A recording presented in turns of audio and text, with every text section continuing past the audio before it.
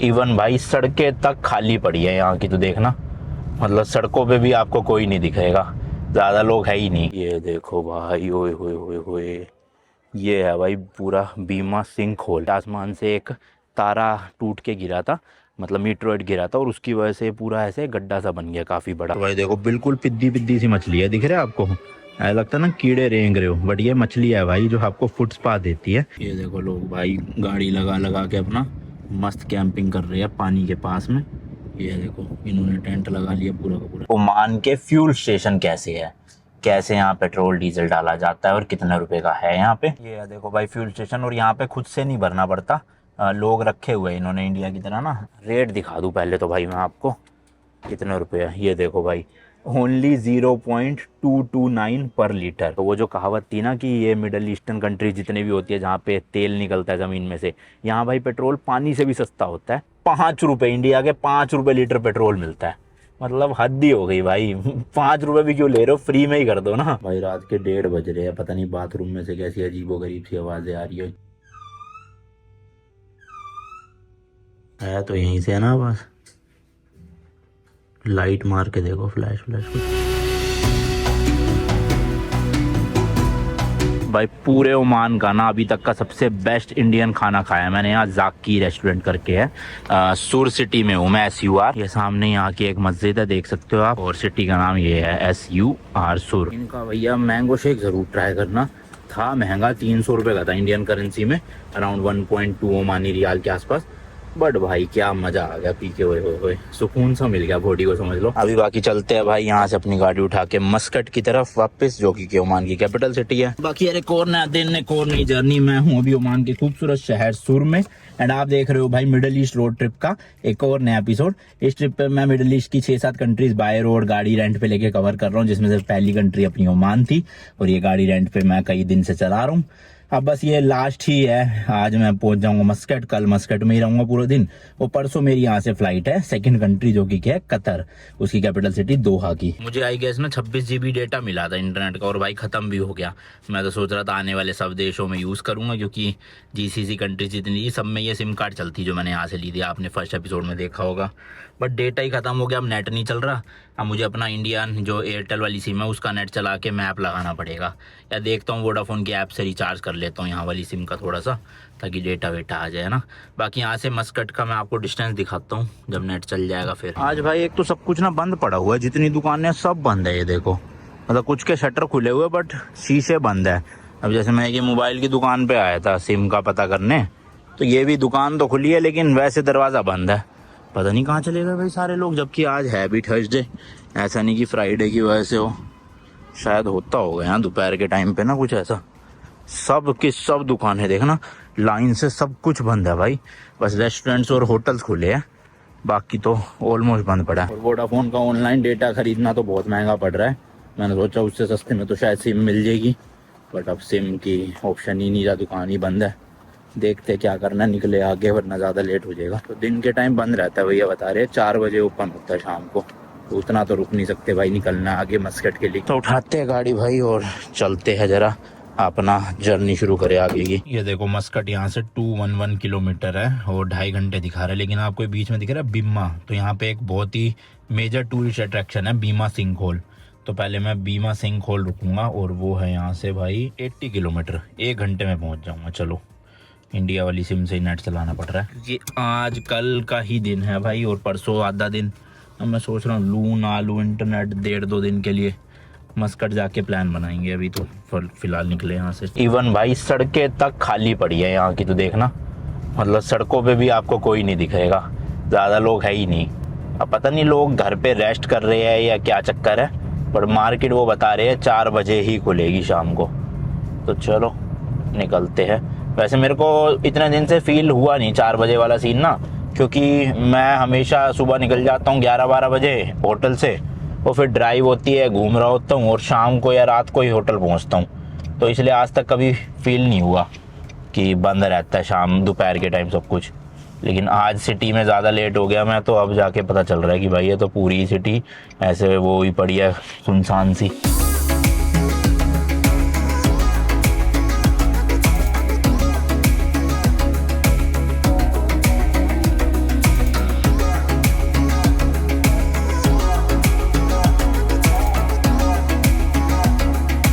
अच्छा, ये जो सूर से लेके मस्कट, या अगर आप मस्कट से सूर आ रहे हो तो पूरी ना भाई कोस्ट लाइन टाइप की रोड है। मतलब एक तरफ आपको पूरा पानी पानी दिखेगा, एक तरफ पहाड़ दिखेगा। तो राइट साइड में दिख रहा है ना आपको, शायद इस तरफ पूरा पानी ही पानी है, और वो भी बिल्कुल मस्त ब्लू, चटक ब्लू कलर है पानी का। ओए गजब भाई, ये देखो मजेदार। मतलब ड्राइविंग का तो मजा है ऐसी रोड पे चलाने का। मतलब आप देखोगे भाई ओमान काफी ज्यादा ना डाइवर्स है। मतलब यहाँ पे आपको पहाड़ भी मिलेंगे, बीचेस भी मिलेंगे, पानी भी मिलेगा, माउंटेन ये ऐसे बंजर वाले भी मिलेंगे, दूर दूर से रेगिस्तान भी मिलेंगे, और सिटी तो है ही खैर। तो मतलब सब कुछ है इस देश में देखने के लिए। अच्छी कंट्री है ओवरऑल। मतलब 7-8 दिन 10 दिन के लिए आप बिता सकते हो। अब देखो भाई नज़ारा राइट साइड में, ओ हो क्रेजी भाई। ऑस्ट्रेलिया की द ग्रेट ओशियन रोड याद आ गई। वहाँ भी कुछ ऐसा ही था, एक तरफ थे पहाड़, दूसरी तरफ था समुद्र, और बीच में चल रही थी road. Same to same Oman में, बस सस्ते में हो जाएगा। ऑस्ट्रेलिया का वीज़ा लगना भी मुश्किल होता है, ओमान का वीज़ा ज़्यादा मुश्किल है नहीं। और अगर आपके पास यूएस वीज़ा है तब तो वैसे ही आपको मिल जाता है ऑन अराइवल, कोई दिक्कत ही नहीं होती।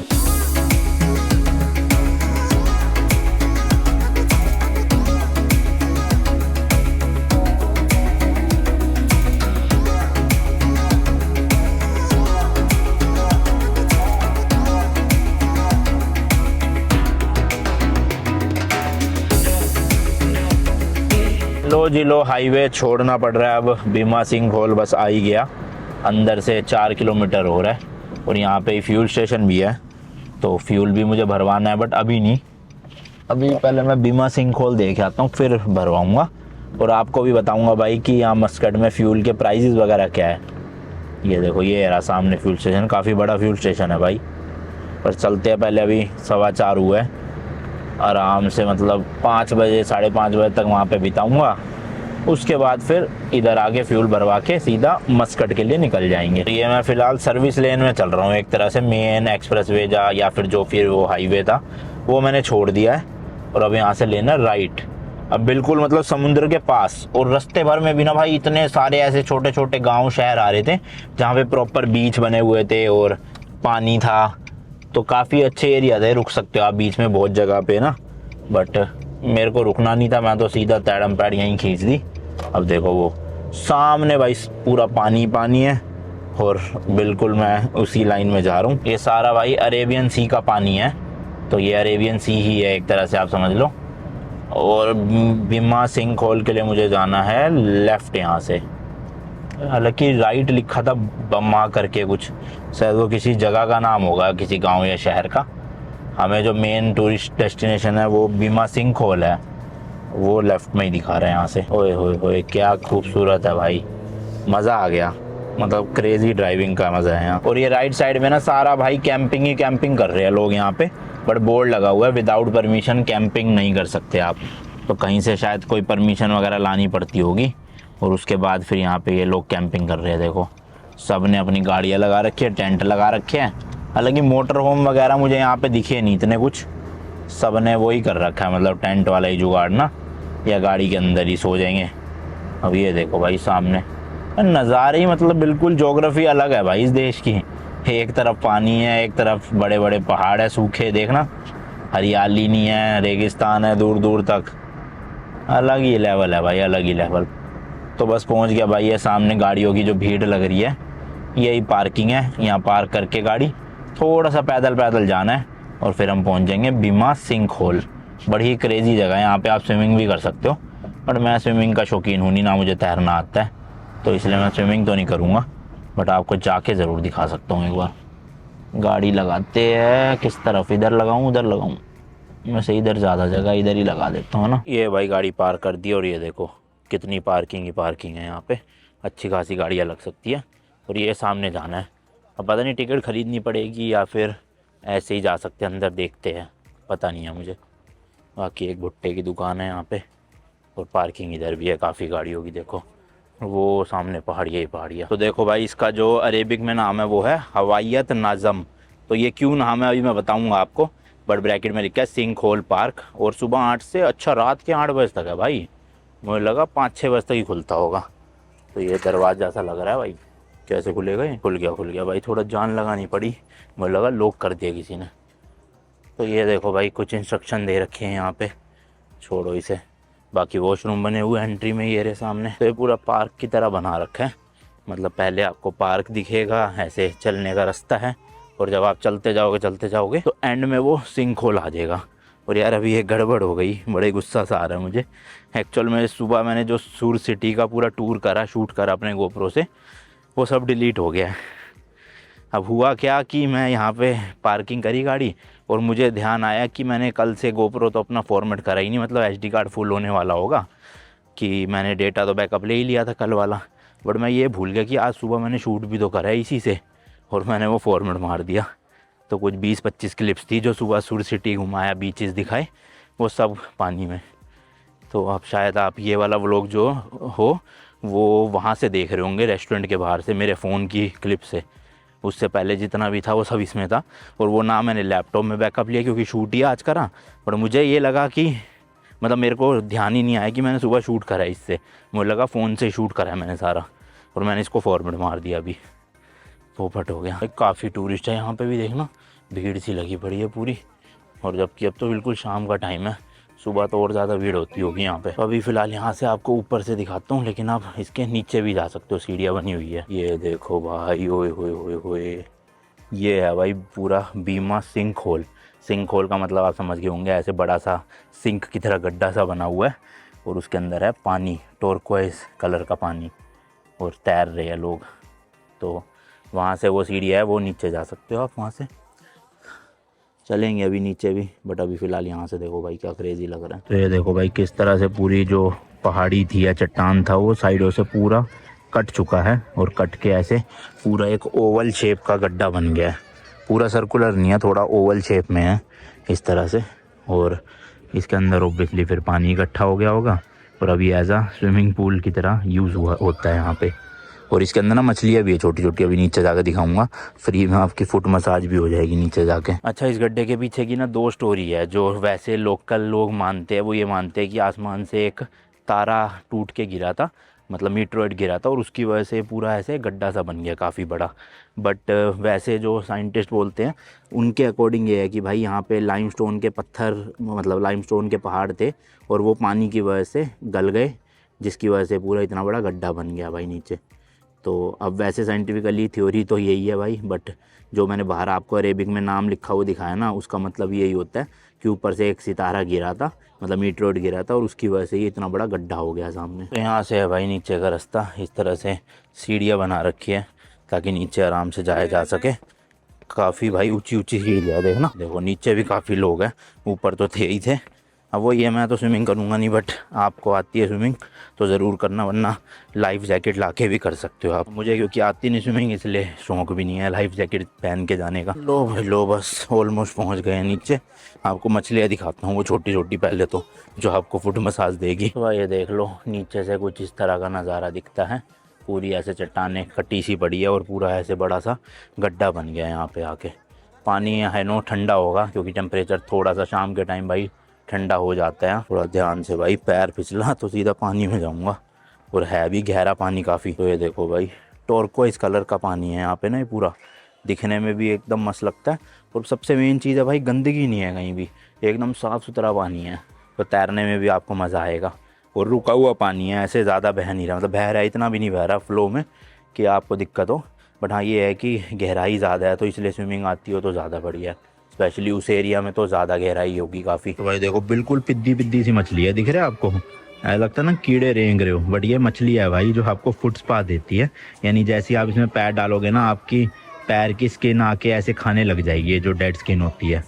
ये देखो भाई कितनी सी है, बहुत सारी है, बहुत सारी। बट अभी रिसेंटली थोड़े टाइम पहले का ना एक इंस्टेंस है, ऐसे मैंने न्यूज़ देखी थी, ये थाईलैंड में बहुत चलता है फुट स्पा। मतलब वहाँ पे जगह जगह पे स्पा सेंटर बने हैं जहाँ पे मछलियाँ रखी हुई है, और वो आपके पैर की डेड स्किन खाती है।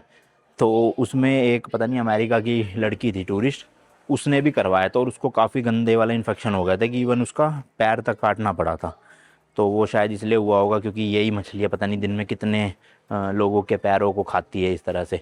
तो मेरा मन तो नहीं है पैर डूबो, मतलब मन तो होता है, पर मैं करना नहीं चाहता पैर डूबोना अपना। खाम में भाई, थोड़े से फ़न के चक्कर में और कुछ बड़ा इन्फेक्शन वगैरह हो जाए, फ़ायदा नहीं ना। बाकी ये देखो भाई, इंडियंस तो बहुत है भाई यहाँ पे, बाकी फॉरेनर्स भी काफ़ी दिख रहे हैं मुझे। बाकी देखो भाई साफ साफ लिखा है Muscat municipality is not responsible. आपको कुछ भी होता है स्विमिंग करते हुए यहाँ पे तो कोई रिस्पॉन्सिबल नहीं है, और ऊपर से कोई लाइफ गार्ड भी नहीं है भाई यहाँ पे। तो इसलिए भाई स्विमिंग नहीं आती तो मैं आपको कहूँगा कि लाइफ जैकेट लेकर आना, ऊपर रेंट पे कहीं ना कहीं मिलती होगी, और फिर कूदना। बहुत गहरा पानी है। इवन कुछ लोग तो यहाँ से चढ़ चढ़ के ना इस वाली ये पत्थर के ऊपर जाके वहाँ से छलांगे मार रहे हैं इसमें। और ऊपर तो बोर्ड लगा है कि ऊपर से छलांग मारना अलाउड नहीं, क्योंकि भाई कोई ऊपर से मारेगा तो मेरे को लग रहा है कि टकरा ही जाएगा।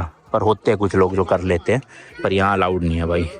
ओवरऑल भाई काफ़ी अच्छा है, ज़रूर आना, मतलब अगर आपको स्विमिंग आती है मेरी तरह, अगर आप नहीं हो तो। 2019 में बाली गया था, वहाँ पे मैंने अपने व्लॉग में बोला था कि इंडिया जाते ही भाई सबसे पहले स्विमिंग सीखूंगा। आज उस बात को 7 साल हो गए हैं, ना तो आज तक सीखने का टाइम मिला ना ही मैं सीखा। तो ऐसा ही है, अब जिन भी ऐसी कंट्रीज़ में जाता हूँ जहाँ बीचीज़ है या फिर वाटर एक्टिविटीज़ है, कर ही नहीं पाता भाई, क्योंकि आती नहीं स्विमिंग। और इसके डायमेंशन की बात करें ना भाई, तो यहाँ से लेके वहाँ तक तो है ये 70 मीटर यानी कि लगभग 210 फुट, और वहाँ से लेके यूँ चौड़ाई में है 50 फुट यानी कि 50 मीटर यानी कि 150 फुट। और गहराई की बात करें ऊपर से नीचे तक जो है वो 20 मीटर है, यानी कि 60 फुट गहरा ये गड्ढा बन गया। सोचो, तो हो भी सकता है भाई मीटरोइड गिर गया हो, बट ये तो सुनी सुनाई कहानी है।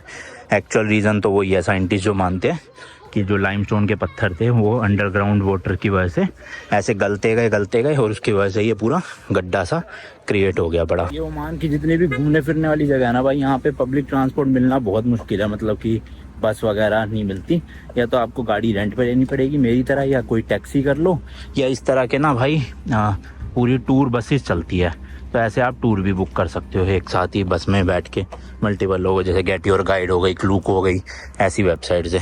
पर सबसे बेस्ट है मेरे हिसाब से ओमान घूमना है तो अपनी गाड़ी रेंट पे लो, दिन के भाई 2-2.5 हज़ार रुपये में अच्छी गाड़ी मिल जाती है, और अपना पूरा देश घूम लो 10 दिन के अंदर अंदर। चलो जी, हम निकलते हैं यहाँ से मस्कट के लिए। अभी देखो यहाँ पे टेंट था भाई, गायब हो गया। इन भाई साहब ने अपनी हाइलैक्स में डाल लिया पूरा का पूरा, क्योंकि चले ही जाते हैं लोग ना 5:30-6 बजे अंधेरा होते ही। चलो जी, लेट्स गो, उस वाले फ्यूल स्टेशन चलते हैं और देखते हैं यहाँ का पेट्रोल डीजल का रेट क्या है।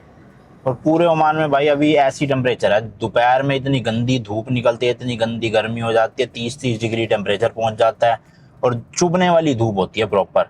और शाम के वही 5 बजते ही भाई ठंड होना शुरू हो जाती है। मतलब रात को तो अच्छी खासी ठंड रहती है यहाँ पे ना, कि आपको एसी या पंखे की जरूरत नहीं पड़ेगी। मस्कट में ज़रूरत पड़ी थी, लेकिन उसके बाद में जितने भी शहर गया हूँ भाई, किसी में भी पंखे एसी की ज़रूरत नहीं पड़ती रात के टाइम पे। ये देखो लोग भाई गाड़ी लगा के अपना मस्त कैंपिंग कर रहे हैं पानी के पास में। ये देखो इन्होंने टेंट लगा लिया पूरा का पूरा ना, उधर सामने देखो उन्होंने भी टेंट लगा लिया भाई, मस्त एकदम मज़े मार रहे हैं। अभी सनसेट हो गया, देखो कितना खूबसूरत नज़ारा है ना, पूरा येलो सा आसमान हो गया पिंक स्टोन में थोड़ा सा। और सुबह सनराइज के टाइम पे भी मस्त नज़ारे होते होंगे, इसीलिए लोग यहाँ पे ना कैंपिंग वैम्पिंग कर रहे हैं मस्त एकदम। चलो भाई राइट लेना है यहाँ से, और सामने ही आ जाएगा बस पेट्रोल पंप यहाँ का। ये भाई फ्यूल स्टेशन है यहाँ पर, और एक तरह से मतलब वही सर्विस स्टेशन नहीं होते अपने जैसे हाईवे पे, वही है, छोटा मोटा ढाबा टाइप का बना, मतलब कुछ लेना हो सामान आपको। और अच्छा यहाँ पे वॉशिंग का भी है भाई, तो टायर शॉप भी है, बड़ा ही है फिर तो ये काफ़ी ना। चलो जी, अब आपको दिखाता हूँ मैं भाई, ये मेरे सामने है यहाँ के यानी कि ओमान के फ्यूल स्टेशन कैसे है, कैसे यहाँ पेट्रोल डीजल डाला जाता है और कितने रुपए का है यहाँ पे। ये है देखो भाई फ्यूल स्टेशन, और यहाँ पे खुद से नहीं भरना पड़ता, लोग रखे हुए हैं इन्होंने इंडिया की तरह ना, पर एक फ्यूल स्टेशन में 1 या 2 ही लोग होते हैं, और जबकि मशीनें देखो कितनी हैं। तो ये करते पहले एक गाड़ी में फटाफट से सेट करके चले जाते हैं, जब तक उसमें भरता है दूसरी मशीन में चले जाते हैं। तो मल्टीटास्किंग करवा रहे हैं भाई यहाँ पे 1-1, 2-2 लोगों से ही ना। जैसे जो भाई साहब थे वो इस वाली गाड़ी में देखो लगा के वो वाली गाड़ी में लगाने चले गए, फिर उसको लगा के फटाफट यहाँ आएंगे, इनके पैसे काटेंगे। तो इस तरह से सिस्टम है भाई, 4 के 5 मशीन, एक ही स्टाफ है पूरे उसमें। बाकी यहाँ पे देखो बोर्ड लगा भी हुआ है भाई, मोगस 91, मोगस 95, यानी 91 ऑक्टेन पेट्रोल होगा और एक 95 ऑक्टेन। और उधर भाई 98 भी है परफॉर्मेंस वाला, अल्टीमा एक्स। अच्छा एक और स्टाफ है भाई ये आगे। चलो भाई ये वाला जो है खाली हो गया था फ्यूल स्टेशन, यहाँ पे लगा लिया मैंने गाड़ी अपनी, और टंकी भाई फुल ही करवा लूँगा। अभी इसमें आई गेस 14-15 लीटर पेट्रोल डला हुआ होगा, फुल हो जाएगा। वैसे भी मेरे को परसों गाड़ी फुल करके ही देनी है, तो एक और बार वैसे तो भरवाना ही पड़ेगा एयरपोर्ट के पास ही, बट आज भी करवा ही लेते हैं फुल, जितने का भी आएगा ना। रेट दिखा दूँ पहले तो भाई मैं आपको, कितने रुपये है ये देखो भाई, ओनली 0.229 पर लीटर, मतलब मोटा मोटा भाई 44 या 45 इंडियन रुपीज़ का पड़ा पेट्रोल। सोचो भाई, इंडिया से हाफ से भी कम में मिल रहा है भाई। तो वो जो कहावत थी ना कि ये मिडल ईस्टर्न कंट्री जितने भी होती है जहाँ पे तेल निकलता है ज़मीन में से, यहाँ भाई पेट्रोल पानी से भी सस्ता होता है। और वाकई में हकीकत है भाई, क्योंकि आप किसी सुपरमार्केट से कोई पानी की बोतल लोगे ना 1 लीटर वाली, वो आपको लगभग इंडिया के 40-45 रुपये की पड़ेगी। और यहाँ पे सोचो भाई, पेट्रोल भी पानी से भी कम का पड़ रहा है। फुल कर देना। Diesel how much? This is petrol, but diesel how much? 250. So expensive than petrol, right? Full, yeah. 91.95. Normal. तो डीज़ल भाई जैसे ये 0.229 है, वो है 0.250, तो ज़्यादा फ़र्क नहीं है, थोड़ा सा महंगा है डीज़ल। अब देखते हैं भाई कितना लीटर आता है अपनी गाड़ी में और कितने रुपए का बनता है, मतलब कितने ओमानी रियाल का। पर काफ़ी सस्ता है भाई देखा जाए एक तरह से, और कैश भी अपने पास ना काफ़ी सारा बचा हुआ है, तो अब पेट्रोल में यूज़ करते हैं। होटल में हर जगह कैश ही दूंगा। तो भाई ऑटो कट लग गया आई गेस। हाँ, 23.7 लीटर यानी 24 लीटर है, 5.4 ओमानी रियाल का। तो मात्र आप लगा लो 1000 से थोड़ा ज़्यादा, मतलब 1100-1200 रुपये में 24 लीटर भर गया यहाँ पे, इंडिया के 1100-1200 में। हाँ कैश है, इतना ही है फिर। 500 पैसा है ना? 500 पैसा है ना आपके पास? कौन सा है? अच्छा 500 पैसा है? नहीं तो पूरा ही दे दो ना, 50 का वापस कर दो। 5.5 हुआ है ना। मेरे पास रियल नहीं है ना। हैं? मेरे पास एक रियाल नहीं है ना। नहीं कोई बात नहीं, तो चलो भाई चलो निकला जाए। टंकी फुल हो गई है, ओमान तक तो बहुत आराम से पहुंच ही जाऊंगा, वैसे भी पहुंच ही जाता, इतना तो पेट्रोल था। अब आप देख लो भाई कितना सस्ता पेट्रोल और डीजल है यहाँ ओमान में, मतलब इतना इंडिया में हो जाए मैं तो गली में सब्जी लेने के लिए भी गाड़ी निकाल लूँ भाई। पर यहाँ एक्चुअल में काफ़ी सस्ता है, क्योंकि इनकी main economy he oil and gas पे टिकी हुई है। इनकी क्या, जितने भी आसपास के देश है भर भर के तेल निकलता है। अब ऑब्वियसली यहाँ पे तेल सस्ता नहीं होगा तो फिर कहाँ ही होगा सस्ता, है ना। और ईरान में तो आपने देखा था भाई 5 रुपये, इंडिया के 5 रुपये लीटर पेट्रोल मिलता है, मतलब हद ही हो गई भाई। 5 रुपये भी क्यों ले रहे हो, फ्री में ही कर दो ना, इतना सस्ता है भाई, लिटरली इतना सस्ता। बताओ, मेरे तो होश ही उड़ गए देख के 5 रुपये लीटर वहाँ पे। जहाँ तक मुझे याद है भाई, ईरान के बाद सेकंड नंबर पे सबसे चीपेस्ट पेट्रोल शायद यहीं पे दिखा है मुझे, शायद से, मेरे को पता नहीं, ध्यान नहीं आ रहा। या तो ईरान में तो खैर बहुत ही सस्ता था 5 रुपये लीटर, यहाँ पे लगभग वही 44-45 रुपीज़ लीटर है। क्या है भाई, कहाँ से कट है, कभी कभी कंफ्यूजिंग हो जाता है भाई बाहर गाड़ी चलाना ना। सही है सही है। अच्छा लोकेशन तो लगा ही नहीं, लोकेशन लगा लेता हूँ भाई यहाँ से मस्कट। 136 किलोमीटर बचा है, केवल 1 घंटा 33 मिनट। बताओ, मज़ा ही आ गया भाई, इतना कम टाइम 136 किलोमीटर के लिए। पैडम पैड भगाता लाऊंगा भाई। क्या है ये, कहाँ से दिखा रहा है रास्ता, गलत है क्या? अब आगे से कनेक्शन हो जाएगा यहाँ इस वाले पॉइंट से। ये था भाई फ्यूल स्टेशन। और अभी इसका ये जो खाने पीने वाला एरिया है ना, ये पूरी तरह से एक्टिव है नहीं मेरे हिसाब से, क्योंकि ज़्यादा कोई रुका ही नहीं हुआ भाई खाने के लिए यहाँ पे। तो वहाँ पे है वो एक घड़ा कोल्ड स्टोर करके नाम से, वहाँ रेस्टोरेंट है, वहाँ आप खाना चाहो तो खा सकते हो। ये है देखो रेस्टोरेंट भाई, बिल्कुल बीमा सिंह हॉल के पास। और इनके पास रूम भी है रेंट पे, आप चाहो तो रात को यहाँ नाइट स्टे कर सकते हो। बट यहाँ क्या करोगे भाई, कोई फैसिलिटी नहीं, कुछ नहीं है ना। उससे बेटर तो अपना मस्कट जाओ, खाना पीना भी बढ़िया मिल जाता है वहाँ, इंडियन रेस्टोरेंट्स है इतने सारे, और होटल भी एवरेज प्राइस सही है। मैंने भी अभी तक बुक नहीं करा, जाके बुक करूँगा। अभी फ़िलहाल खींचते हैं, दिन में जितने किलोमीटर खींच जाए उतना बढ़िया, फिर अंधेरे के बाद थोड़ा स्लो स्पीड करनी पड़ जाती है ना।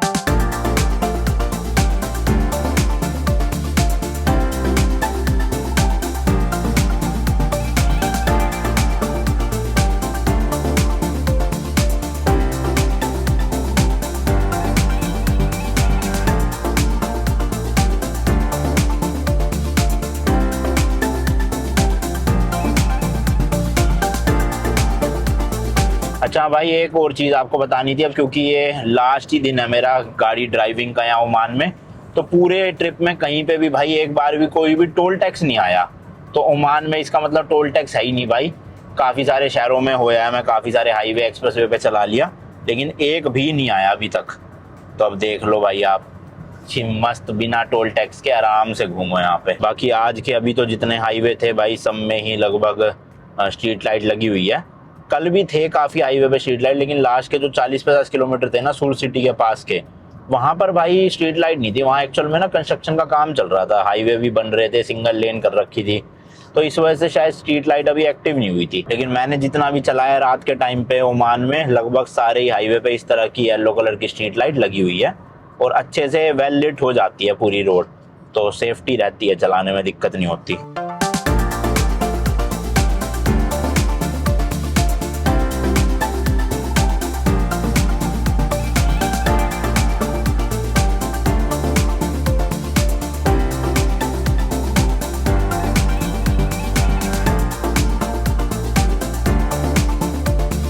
चलो भाई चलो, एंटर कर रहा हूँ अब यहाँ से मस्कट सिटी में।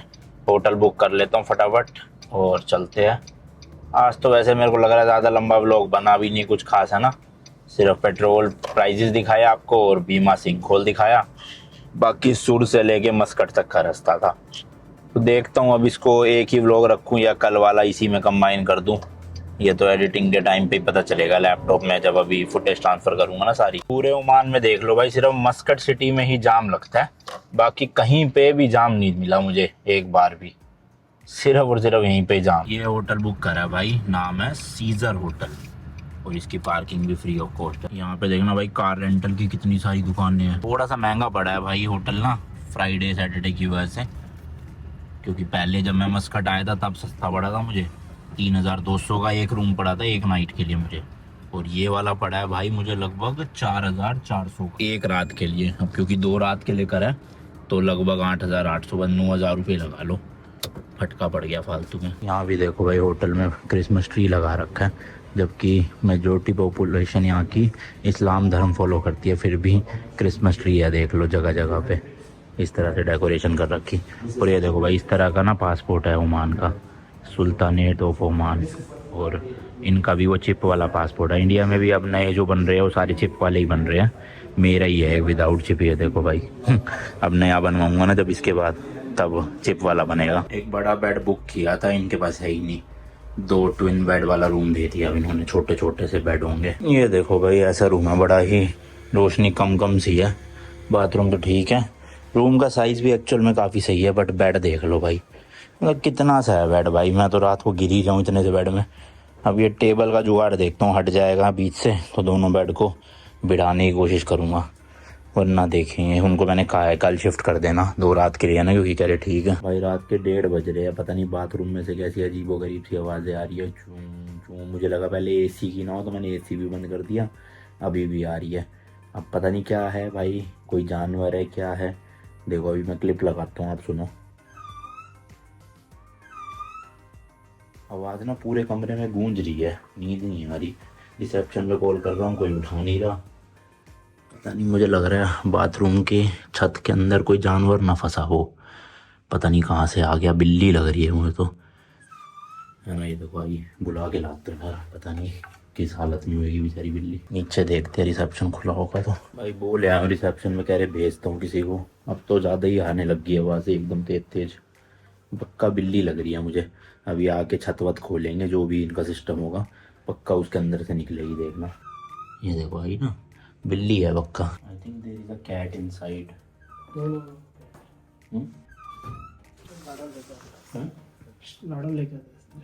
सीढ़ी लेने गए हैं, शायद से बांग्लादेशी है भाई कोई, देखो आएंगे तो पता चलेगा। मुझे तो लग रहा है भाई बिल्ली है 100%, और बेचारी तड़प रही है, पता नहीं कब से फंसी हुई होगी अंदर, तो निकल जाए तो अच्छा है। मैं भी वही सोच रहा था अंदर कैसे फंस जाएगी बिल्ली, पर ये कई देर से आ रही है आवाज़।